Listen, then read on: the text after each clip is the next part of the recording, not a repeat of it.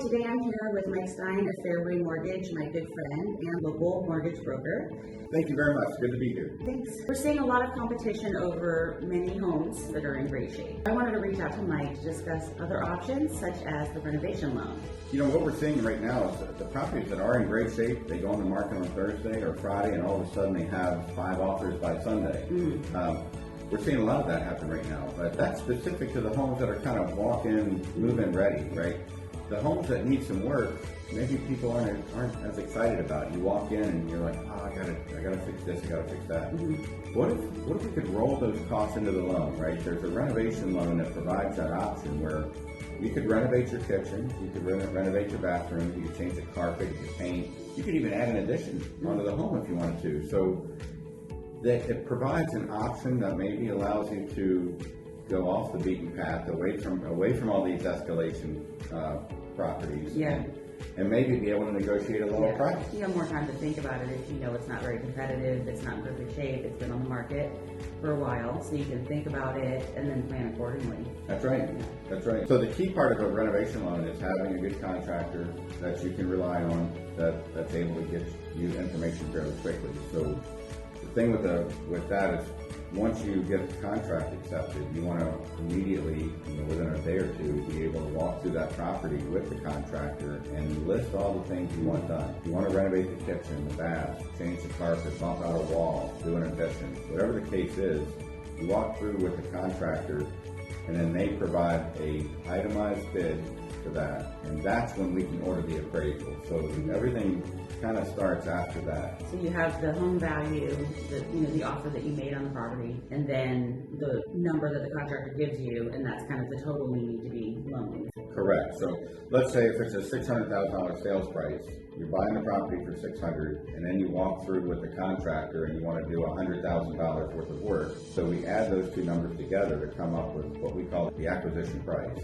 the $700,000, and then we base your financing on that. So if you're putting 5% down or 10% down, whatever your down payment level is, it's based on the total $700,000. We finance that. At closing, we pay the sellers at $600,000, but we hold back the $100,000. We pay the builder as they get the work done. So they'll usually get an initial draw to start with permits and such, and then we'll give them more money as the project goes on.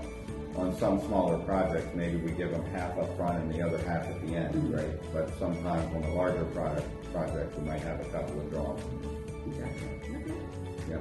So how does this get approved? Like, does the house have to appraise for $600,000? That's such a great question. Yes, so when the appraiser goes out there, they're going to have the itemized proposal from the contractor. So they're going to give us two values. They're going to give us one value that's what they call as-is value. So making sure that the property is worth $600,000 that you've offered to pay the seller for it. But then they're going to give us an as-completed value, saying once you do this full list, wow, then the property may be worth $700,000 or $750,000. The hope is that the as-completed value will be at or above your total acquisition price. So this is why renovation loans don't really work well when you're paying a premium for the property and you might not be getting dollar for dollar value on the renovations, right? Right. It works really well when you're able to negotiate the price down a little bit. You roll cost to renovate, and the appraiser says, man, once you do all that, it's going to be worth $7 or maybe $750 or higher. That's the goal. Probably works really well in an addition for that reason. It does. You add another bedroom or two, or a sunroom and a bathroom, that's going to definitely increase the value. You're right. Adding square footage might change your whole concept that an appraiser is looking at. It might put you in a whole different level of price. So it really depends on the work, and it's adding an addition does involve permitting and maybe lengthens the time that it takes for the work to be done after closing. But it's ideal if you can stay living in another home while you're having the renovation completed. Yeah, it's ideal. I have had some clients that would coexist with the contractor and they want the work to be done over there and they live over here, but usually I hear complaints from folks about that. Living in a construction zone is never fun. But it is easier to not move in than it is to move out, move back in, and that stuff. So if you are purchasing, you can either stay at your current residence or make a second transition there, then that's a little easier than down the road, for sure. Right. Right. Sometimes the renovations don't take very long at all, so it depends. If it's structural, it tends to take longer for permitting. So to close on a renovation loan, is it take extra time because of the appraisal? Yes, great question. So I would say it all hinges on the responsiveness of the contractor. Great, because yeah. we can't order the appraisal until that. But then even then, we have to work with the contractor to have an agreed upon draw schedule.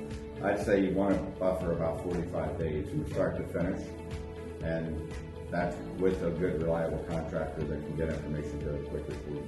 Great. And I do have a nice referral list of contractors that we can use in the area, so that'll help. You have a phenomenal list of people that are highly recommended, so you're a great resource for your clients for anything. Okay, great. And then is there anything else we should? No, I think the key part of that is have a discussion with us early.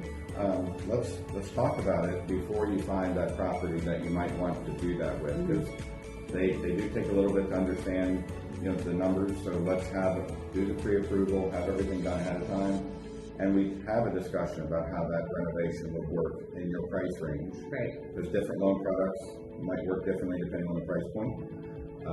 If it's a jumbo loan, you're going to require a bigger down payment. So we just need to work through those details ahead of time before you find that dream property that you want to do the renovation loan, because it's a high stress time at that point to try and absorb all that info. Yeah, to learn it all right then. Right. Yeah. So it doesn't cost anything for the pre-approval, doesn't cost anything for the consultation to understand it.